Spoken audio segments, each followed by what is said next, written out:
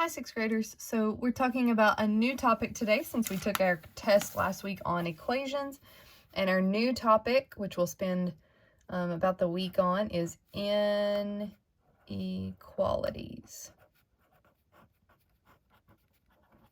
Inequalities. And I can already tell that this red pen is not going to last. Let's try a different one.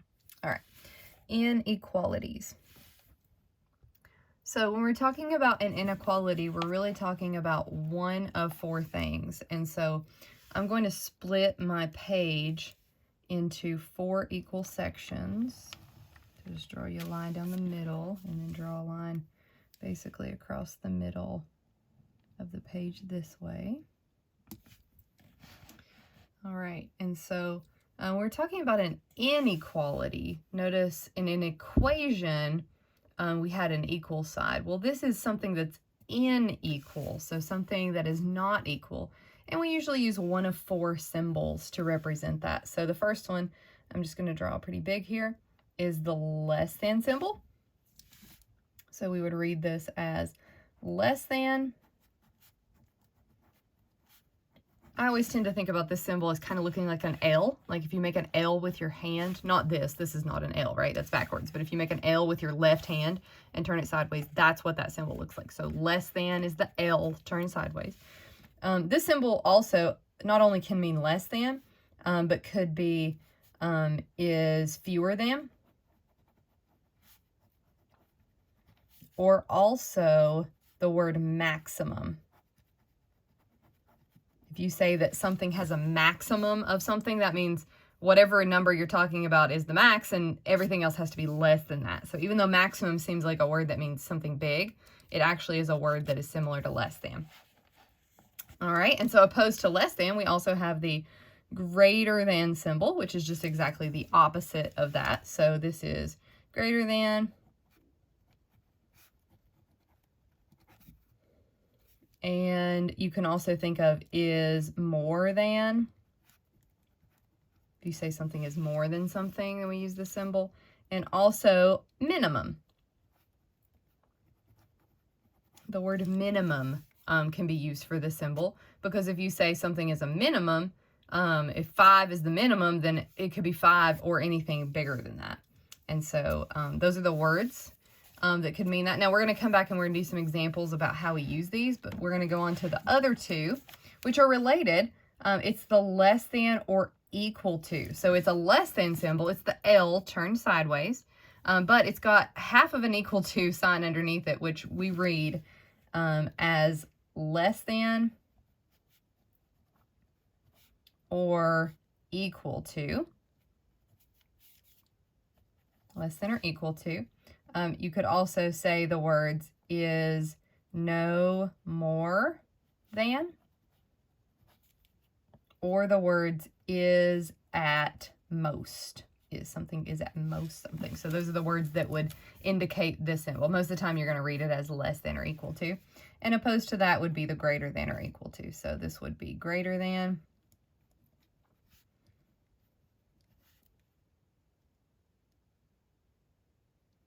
Or equal to. Also is no less than. And then is at least. Is no less than or is at least. And notice for both of these, this is the less than, so no more, and greater than, no less. So even though these seem backwards, like it uses the word less and more, it's basically saying that it's no greater, it's no less, no more than, less, and no less than, which is greater than. So just notice that as well. All right, so let's look at a couple of examples of how we're going to use these symbols and how we're going to use some of these vocabulary words to write inequalities. So for our first example, we're going to think about the problem that, let's say, your box must weigh less than 40 pounds. Pounds is LBS. All right, I don't know. Maybe you're mailing something and the post office tells you that your box must weigh less than 40 pounds. And so one way we can describe this, if you say your box must weigh less than 40 pounds, we see these words less than, so we know we're going to use this symbol, and we're going to indicate with a variable the weight, because what is it? It's the weight that must be less than 40 pounds. So I don't know what the weight is, and the weight could be lots of things. So I'm going to use the variable W for weight, and then I'm going to write that with a less than symbol. So the weight must be less than 40. So think about all the possibilities. If your box has to weigh less than 40 pounds, what could it be? It could be 39.5 pounds. It could be 1 pound. It could be 0 pounds. It could be 27 pounds. It's all, the answers are all the numbers that are less than 40. And so another way, not only can we represent it with this, so you'll be asked to write some inequalities, but you'll also be asked to put it on a graph. And so what we'll do is we'll draw a little number line, and we will mark the number 40. So we're just going to, put the number 40 here. We're going to put a couple numbers on each side. So the number below that's 39. The number above that is 41. And so you can just put 1 on each side. I mean, we could keep going, 42, 43, 38, 37. But if our box must weigh less than 40, here's how we're going to put it on the graph. So what I need to indicate is everything less than 40. Now, can the box weigh 40 pounds? If I say the box has to be less than 40 pounds, can it weigh 40 pounds? No, it has to be less than that. If it weighs 40 pounds, it's not good. So what we do is we circle the number 40, and we're going to leave that circle just as it is. Now we're going to do something different here in a second. But then on my number line, I'm going to shade everything that is less than 40. So this indicates all of my answers. And so you might be asked to name some solutions. So this would include, solutions would be numbers like, what would be a solution? 39 would be a solution. 38 would be a solution. 37, 36, 35. Would 28 be a solution? Sure. Would 15 be a solution? Yes. All of those are solutions. Would 41 be a solution? No, 41 is not a solution because it's not shaded. Here's another good question. Is 40 a solution? No, 40 is not a solution because it has to be everything less than 40. So 40 is also not a solution. So those are the things that you're going to be responsible for knowing, is being able to look at an inequality, put it on a graph. So W is less than 40, circle 40, and then shade everything that's less than that, and then name some solutions, which are numbers that are indicated in the shaded area. All right, let's look at some greater than examples then. So the situation for greater than might be something like this. You must be older than 9 years old. You must be older than 9 years old. Now, maybe it's, I don't know, riding a roller coaster or playing Little League or something. You have to be older than 9 years old. You can't be 9. You have to be older. You could be 9 in one day. You could be 10. You could be 11. But you have to be older than 9. So notice that older than is very similar to greater than or more than. And so if you have to be older than 9 years old to write an inequality, we're going to use any variable for what we're looking for. So it's your age, right? So I'm going to use A. I mean, you could use X, you could use Y, you could use Z, any letter. I'm going to use A for age. Your age has to be greater than, so we use the greater than symbol, 9. Your age has to be greater than 9. So think about what this would look like on the number line. On the number line, we mark the number 9. And then we're going to mark a couple numbers on either side. So 10 is bigger than, 8 would be the number less than. We're going to circle 9. So 9 is the number that we're dealing with. But then it's everything older than 9, right? It's everything greater than. And so I'm going to shade everything, starting with that circle, shade everything to the right of 9. And so that's what the inequality is going to look like. So this is my inequality that I've written from the situation. This is what my graph looks like. Notice again, it's just circled and shaded. And then if I'm asked to find some solutions or numbers that make this true, think about some numbers that would actually make this true. So, I don't know, would 20 be okay? Well, sure, 20 is older than 9 years old. It would be included in the shaded area. Would 11? Sure. Would 10.5? Sure, 10.5 is in the shaded region. Would 8 be a solution? It is not, because 8 is not older than 9. Would 9 be a solution? No, 9 is not included in the solution. You have to be older than 9. Now, 9.1, sure. 9.01, sure, but 9 is not a solution to this problem. All right, let's look at the differences then between the less than and greater than, and what we have down here, which is less than or equal to and greater than or equal to. So a situation that might come into play here is that you must have 12 or more. I'm sorry. You must have 12 or less. I'm on the wrong example. You must have 12 or less. Now, 12 what? We don't know.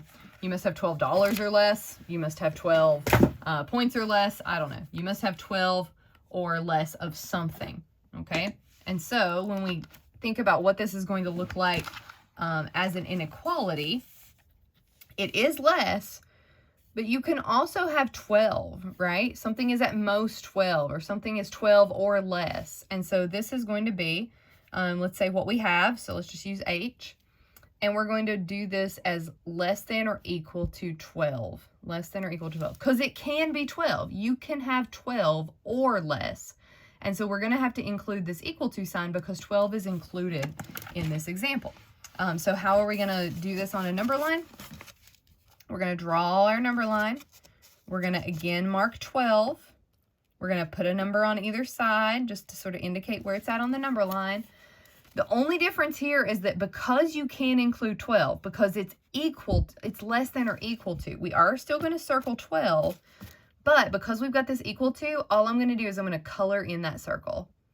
So I'm going to color in the circle around 12, and then it's less than, so I'm going to shade everything less than. The only thing that that colored in circle now indicates is that 12 can be included. So we call this a closed circle because I like color it in and close it. You must have 12 or less. So 12 is included and everything less than. So when we start thinking about solutions,